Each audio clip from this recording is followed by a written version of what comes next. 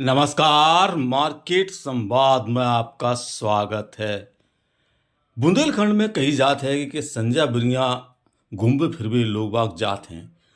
तो अब जो बुंदेलखंड कहते हैं कि आधुनिकता को हो गया है, शहर बड़े बड़े हो जा रहे हैं। झांसी शहर भी बहुत बड़ा हो गया है।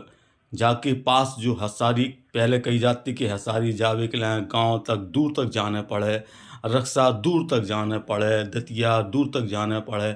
इन इलाकन को जो आसपास के गांव जैसे माने जाते कि इनमें जे हैं आए तो संध्या से सुबह हो जाए। लेकिन अब तो ऐसी हो गई कि इन इलाकन में आप संजय बिनिया गाड़ी उठाओ, घूमने के लिए निकल जाओ। खास तौर से अगर मौसम अच्छो है, जैसे कि अब होने लगो है शाम के समय दिख रहा है वो संजय बिनिया की जो ढलती शाम होत हैगी।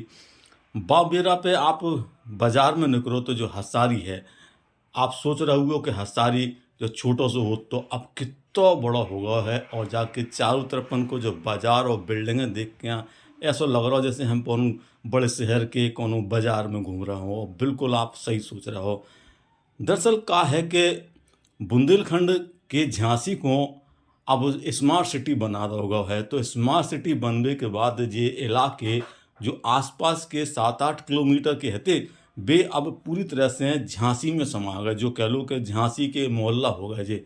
अब इन मोहल्लन में शाम के समय जैसे हसारी को इलाको है जो यहाँ पे अगर आपको याद हो तो सबसे बड़ा बिजली को पावर हाउस है। जिसे हसारी को पावर हाउस कहा जाता है। वो यहाँ पे बहुत पुराने डॉक्टर साहब हमारे जो हैं वो नगर पालिका के चेयरमैन भी रहे और फिर महापौर भी रहे।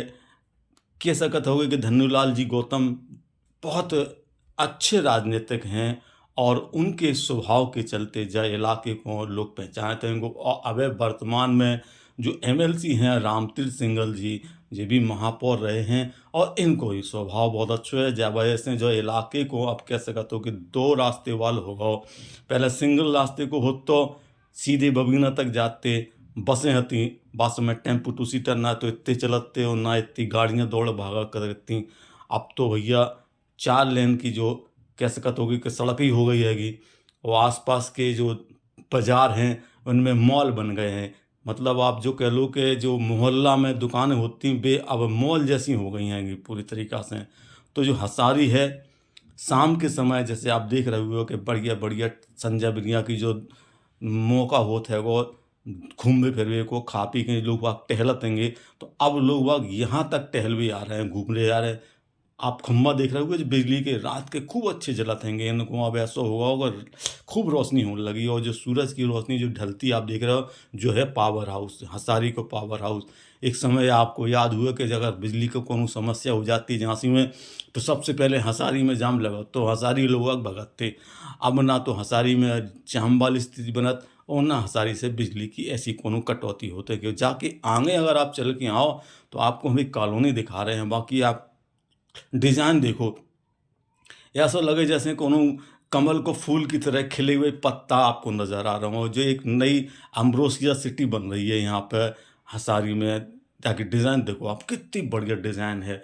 और बीच में आप जो फुटपाथ की हरियाली तो देख ही रहोगे। ऐसो नज़ारों देखने के लाने हैं आप संजय बिनिया झांसी के आसपास के जो इलाके हैं हसारी की तरफ को है, रक्षा की तरफ को है, कानपुर की तरफ को है, मोगरानीपुर की तरफ को। इन इलाकन में अगर आप जाओ तो 2-4-5 किलोमीटर घूमने के लाए 10 किलोमीटर घूमने के लाए संजय बिनिया बहुत अच्छो लगन लगो इन इलाकन में। तो जो हसारी के बाहर तक को हमने आपको नज़ारा दिखा दो है संजय बिनिया के टहलवे को। आपको कैसा लगो? बदल तो है जो झांसी और ई को जो कह सकत हैंगे कि अब आओ एक बार झांसी घूम जाओ। तो हम आपको और आगे को भी रास्ता दिखाएं कि उतर पे जे राजगढ़ है और आगे खेलार है, बीएचईएल है। उतर को कैसो तुम्हें देखने को लुक लगे और कैसो रास्ता होगा है वो हम दिखा दें। लेकिन इतनों के हैं कि अगर आप झांसी से कहूँ दूर बैठे हो और घूमने को बुंदेलखंड को मन करत है तो आओ बुंदेलखंड के झांसी में। अब तो आपको बहुत कछु देखने को मिले। ऐसी खूबसूरत कुदरती नज़ारे के साथ में अच्छी अच्छी चीज़ें दिखाई दें।